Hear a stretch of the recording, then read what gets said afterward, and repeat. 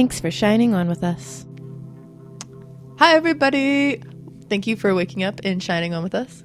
Yeah, this is exciting because it's been a while and we're back. We're now rebranding it the Bring Me to Life podcast. And we're doing things. Sorry that we've kind of been off our normal Tuesday schedule, but we are coming back at you with some awesome people, awesome interviews, and we hope that you are ready to tune in because we are gearing up for our Crystal Chalice Awards. Mm-hmm. Yeah, and we even have 2 camera angles now, so get both, different sides. But, just really exciting to be back. It's been a long time. You can still reach out to us on Twitter at PBM2L. We're on Facebook, and, we have a lot of other great content besides the podcast. ProjectBringMeLife.com is a good place to go. That's the best place to go. You can find all of our people there. We have our awesome directory. You can contact us. Just check us out on ProjectBringMeLife.com, and don't forget to share us on your favorite social media so your friends can find us. Mm-hmm. Yeah, so this episode we are talking with Amanda Amethyst, and we're talking with her about the Nectar of the Goddess Temple. Mm-hmm. It's a traveling goddess temple that she takes around. Yeah, she does these really cool workshops. She touches on the Magdalene, the Divine Blueprint, and then we also just talked to her about what got her on her spiritual journey to begin with. Yeah, a really good story about the spiritual awakening, which is what we're all about, awakening humanity. For many of us, spirituality is just the quest to find essence or true meaning and to really just connect with a higher consciousness. Welcome to the Bring Me to Life Network. Connecting with your spirituality is very important in this life. By becoming mindful of all of that, you can realize where you are and if that is leading you to where you want to go. Listen to the little simple things, because it's those little simple things that are going to shift you vibrationally in such a way that will prepare you to become very intuitively minded and ready to step forward on the next part of your path. I hope you can feel the love that's inside you, that's inside me, that connects us.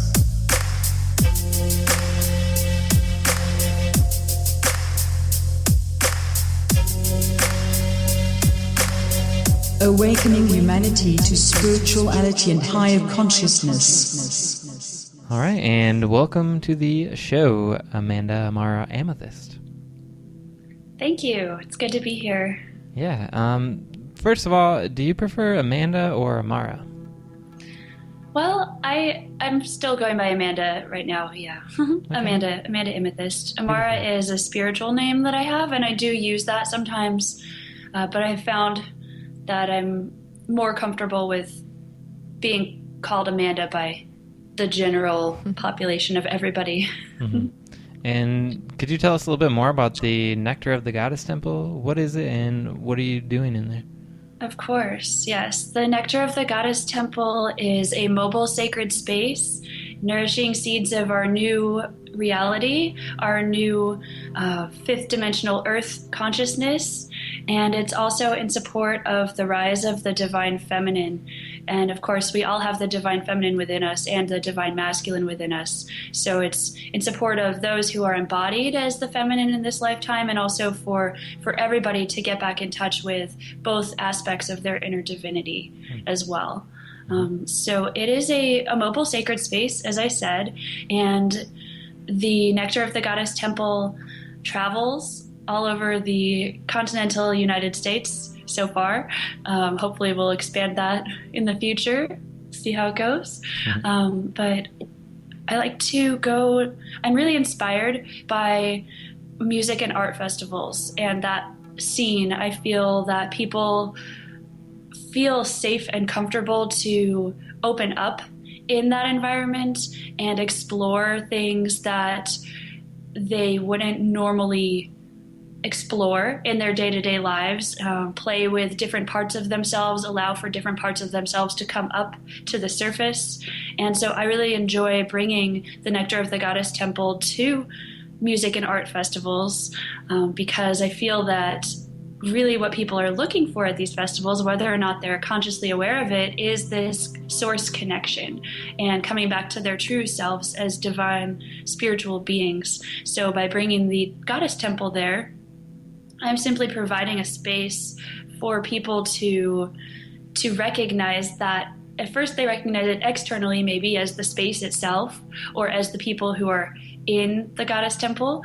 And then as they get a little closer and come in, perhaps meditate or take a workshop or join a ceremony, that helps them to really open up further to understand that they are this divine, beautiful spark of creativity.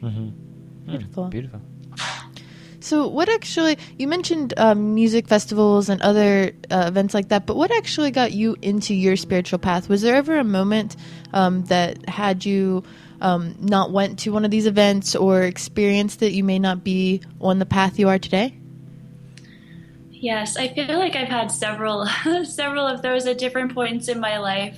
I've always felt very different in this life, and there have been certain, so one thing that was a major game changer for me was when I was pretty young. I was still in high school, and I was really sick. I was diagnosed with chronic fatigue syndrome, and I was bedridden off and on for almost 2.5 years. And that completely shifted my perception of reality, because I began having these experiences of expanded consciousness beyond anything that I could classify in what I had learned already in life. So I really realized that I was not my physical body, my actions, my thoughts, my emotions, that I was much more than all of those things. And when I came back sort of into this, I like to call it little Amanda, into this package of me here on this dimension, it sort of sparked a deeper curiosity in me to learn more about and get back to that expanded state, and to learn how, why we're all here and what we're here to do. So that was a pretty big one for me. I didn't really understand, because I had no frame of reference for what any of that meant at all. So I started exploring a little bit the teachings of Thich Nhat Hanh and some more Buddhist tradition. I also started exploring yoga and doing a lot of physical practice with yoga and some breathwork and meditation as well. I have a couple of other points that were very specifically spiritual for me as well. Before, I was traveling around with a mobile goddess temple. I was actually a park ranger for the National Park Service. And so I lived in the wilderness for several years, in Alaska and in Texas and in California. And I had the beautiful opportunity to really connect with the wilderness and the raw power of Mother Earth, and witness how insignificant and tiny I was in the scheme of the planet. And that was a really big shifting point for me as well. And then after I finally allowed myself to let go of my career, quote unquote career, with the National Park Service, I went to a meditation retreat in California that was in the tradition of Thich Nhat Hanh, and Thich Nhat Hanh was actually there. He does a North American tour every other year. So I went to this retreat, and it was a 5-day silent mindfulness meditation retreat. But we had groups where we could ask questions and talk about what we were going through, share our experience. And in that group, I felt the need to ask a question about how to maintain my meditation practice, because I've had experiences of being really into it and meditating every day, and then all of a sudden not so much anymore, and just stop. And I felt like I was having these stop and go and sort of stunted experiences, and I wanted to ask for support with that. And I realized while I was trying to formulate the words of the question that what I was truly looking for was spiritual community, the Sangha, the spiritual community. And I had been literally avoiding that by living in the wilderness for several years. So I really had to face up to myself and my own actions getting me to where I was, which was unfulfilled and not feeling connected. And after I had that realization, I also realized that I needed to settle in somewhere and build a community. And shortly after that, I was still in California. That's where the retreat was, but I wasn't at the retreat anymore. And the words mobile goddess temple, it felt like somebody just put them into my head. And so then I just committed myself to that path, and that's what started off the Nectar of the Goddess Temple and really spurred my own spiritual path. Yeah, that's really cool. I really enjoy that, and I like how you were learning all this stuff, and you were looking for a community, and it just started to build your own, which I respect that a whole lot. Yeah, I feel like things just kind of fall into place when the goddess or the gods come into play, and they give us these ideas. And I love that your story shows others that they can take those ideas and make something out of them, and they don't just have to be spur of the moment. Oh, I wish I would have done that. Like, you can do something with it, and it not only helps you, but it helps everyone that's involved. So I think it's a really beautiful thing. Can you tell us a little bit more about the workshops that you mentioned that happen in the Goddess Temple? So what could somebody imagine doing while they're there? Sure. Well, we have several different types of workshops. So I'll talk about the ones that I usually offer, because with the Goddess Temple, it's not just a one-person show. There are several other people who assist me at various events, and those people tend to switch out. So whoever's there offers their own expertise at the time. So when some of the workshops that I really enjoy offering are a sisterhood circle, a space that is for those who are embodied as the feminine or for those who identify as sisters, to come together and really talk about and work through some of the conditioning and some of our own issues that we have had in the past, or that we're carrying for all women or all of humanity, and to be able to re-empower ourselves as individuals and also as a collective group of women, or those who feel who identify as sisters in this world. So there's a sisterhood circle. I also really love sharing about sacred sexuality, and we delve into tantric practices a little bit, Taoist practices, Kwadoshka, Native American sacred sexuality practices, and we open up a safe space for people to talk about sexuality as an expression of their divine nature. We also talk in that space about consent and communication and really being loving towards everybody, no matter what their unique path is. We also do a lot of guided meditations in the temple, as well as ceremonies. And I personally am really passionate about sound healing. So we also offer sound healing meditations and specific sound healing activations in the temple space as well. Beautiful. I think I got to witness one of your sound healing events in person at 3DL. It was kind of something that you did in addition to the Magdalene activation, which I managed to attend, and it was really touched by it, and it had a really profound impact on my Magdalene experience for the next few months. And I think you did very well with that. And you also did a full moon ceremony, I believe. Everyone had nectar of the goddess to drink during the ceremony. Is that correct? You did it with the singing bowls? Yes. Mm-hmm. Cool. Can you tell us a little bit how that works? Like what the singing bowl does to the water and makes the nectar of the goddess? Sure. Yeah, so that particular full moon ceremony, we used some wonderful spring water, which I was able to bring from Arkansas to the event in North Carolina. So the water was gathered on the full moon prior to the full moon that we did our ceremony on, and was infused with crystals and some honey, some local honey from Arkansas as well. So it was infused with a lot of different beautiful energies and vibrations for all of us to then imbibe and connect with. And then I also played singing bowls. So I have several different, they're called alchemy crystal singing bowls, and they're made of different types of crystals and gemstones. So when things are placed inside of them, like for example water, and then the bowl is played, it infuses the water with whatever the energy of that particular crystal and also that frequency of the bowl is. So it makes for a powerful little, I was going to say punch. It's not really a punch. It's like a nectar. Yeah. Yeah. Spiritual nectar. Makes for a powerful nectar for us all to enjoy. Yeah.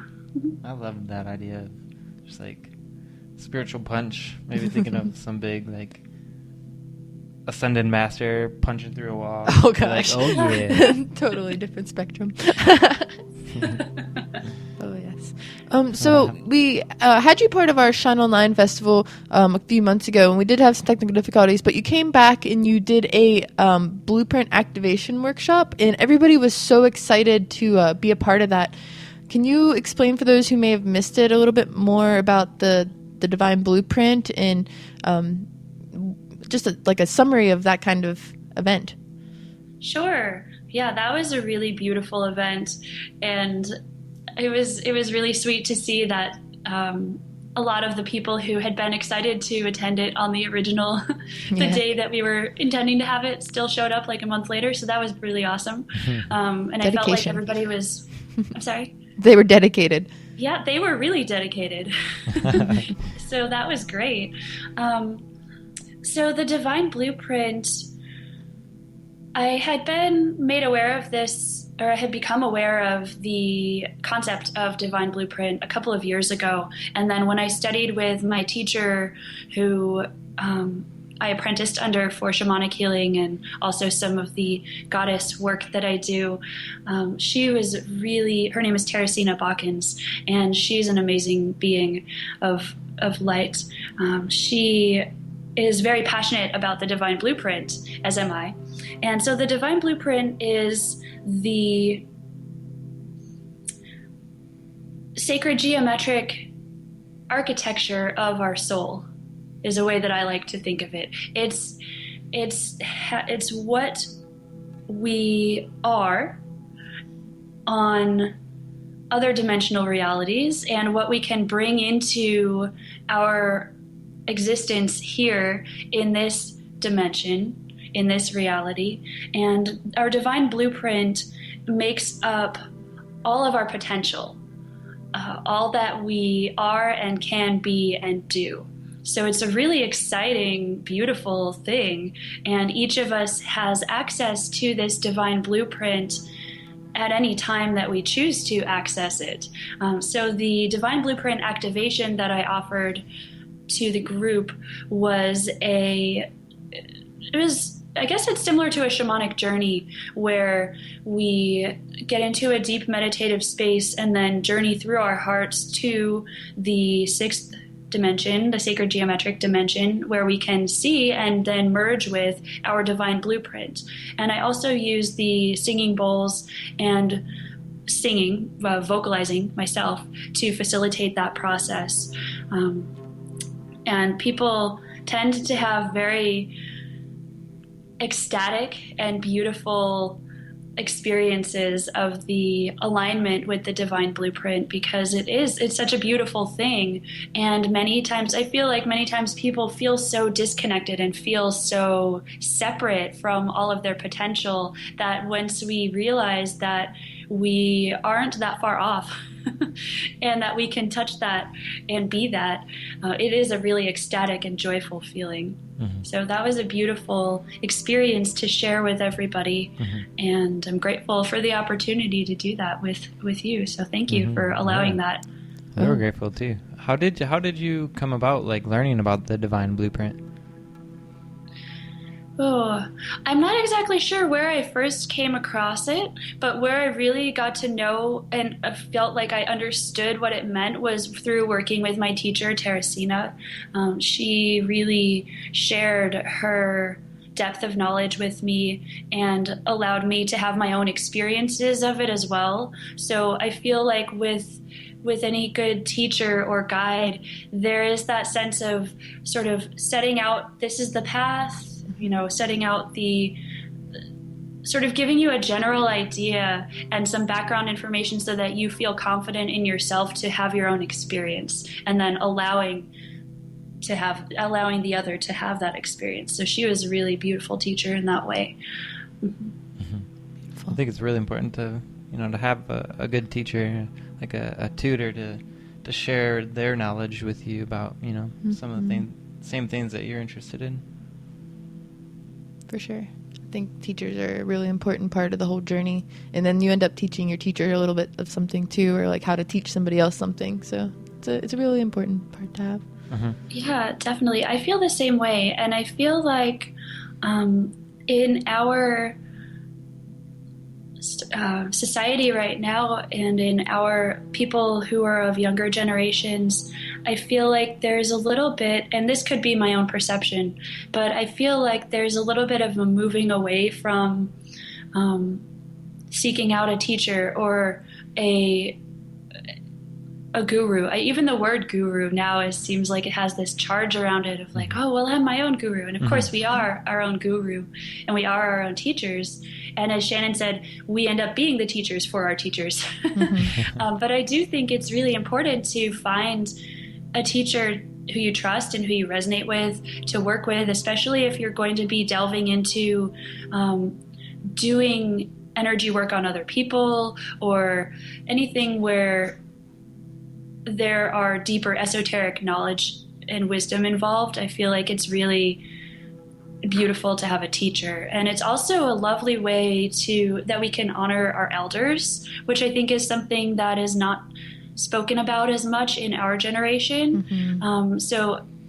Actually, let me rephrase that. It hasn't been spoken about as much in the past, perhaps a couple, I don't know how to word this the right way. I feel like our generation can really bring about a new respect for and a new way of like coming back to the village. So we can really model this for those who are a little bit younger than us, of connecting with our elders and respecting them and honoring them and really learning from what they have to share with us. I feel like our generation has been doing that a lot more, like reaching out and trying to help our elders. And it's that generation kind of before us and some of us that have forgotten how important our elders are and how important our traditions are. And there's a handful of us that are really bringing that back to life and showing gratefulness to those that have taught us in the past. So I think you're right. I think we are bringing that village family vibe back together. Yeah, and one way that's been really helpful is through YouTube, which is one of our main platforms for the podcast. But as I understand, you also have your own YouTube channel, Amanda. I do, yes. I have a YouTube channel where I share lunar tarot readings and some. Oh, I don't even remember what else is on there. I think there's a meditation for peace, and there are going to be more prayers on there as well as sound healing. I also have a live stream channel, which is also just called Amanda Amethyst. So live stream / Amanda Amethyst. And there is there are several different ceremonies on there that people can tap into at any time. There's also a Magdalene code activation on live stream that people can tap into at any time, as well as another prayer for peace on there. Great. Praying for peace. Yeah, that's beautiful. Is there anything else you'd like to share with the community, or what other projects you may be working on, or where we can find you this year? Yes, definitely. I am working on a sound healing album, so that's pretty exciting for me. It will be my first musical offering that's in tangible form, other than just me playing everywhere I go. So that's exciting. That should be coming out within the next probably, I don't know, 2 months. Let's say 2 months. That will be out within the next 2 months.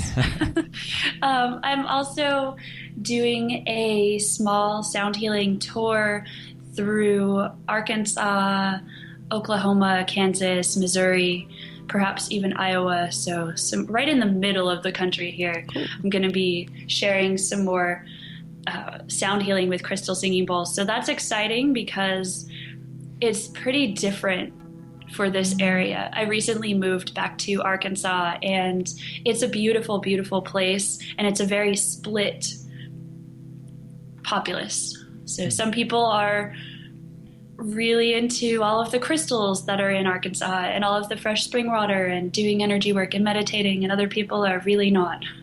So it's really fun to be here and to show some different alternatives to people here. So those are some of the upcoming events. I have a sound healing concert in Little Rock, Arkansas on May 13th, which is a Friday, at the Academy of Holistic Arts. And I'll be bringing the Nectar of the Goddess Temple to a couple of festivals this summer. So far, I haven't planned too many festivals for the year, but I will be at Solar Flux Festival, which is in Greenbrier, Arkansas, in the beginning of June 5th through 8th. And I'll also be at, I believe I'll be at Unify Fest, which is an exciting event. Hopefully I'll see both of you there as well. That's in New Mexico? It's in New Mexico on the fall equinox. So in September 22nd through 25th. And then I'll also be going back to Zen Awakening Festival in Florida in November. And there's also the Southern Lights Flow Festival in Arkansas in the first weekend of August. Cool. Well, so those are the festivals that the temple will be at. And I'll be traveling as well, doing sound healing, offering workshops and energy healing wherever I go. I'm also working on some new curriculum for children, some mindfulness curriculum for children, which is another passion of mine, working with and empowering the youth. I feel like that's a very, it has a very special place in my heart. That's good. I'm glad you're doing that. Yeah, it sounds like you are quite busy this summer, believe it or not. Busy bee. Yeah. Great. Well, do you have any other questions, Silamon? No, I'm grateful that you came and got to, do an interview with us for our podcast. It's been a long time coming, and now it's manifesting. I feel good. I feel good in life. Yeah, we're honored and grateful that you took time to be with us. We hope that you are able to join us in our chat room when this airs. We will get you a date. And I think that a great way to end out the podcast would be with one of the clips of one of her prayers or the blueprint activation. Okay. Yeah, we could do that because we are magical here. So stay tuned. Yep. Thank you. Do you have anything else, Amanda? No, I don't think so. I think that's it. Thank you both so much for the opportunity to connect with both of you and to connect with everybody else at Project Bring Me to Life. It's really wonderful to see what you're doing and to be a part of it. It's time. It's time. We are awakening. Yeah. Well, thank you. Yes. Thank you again, and you have a great day. Yes, you too.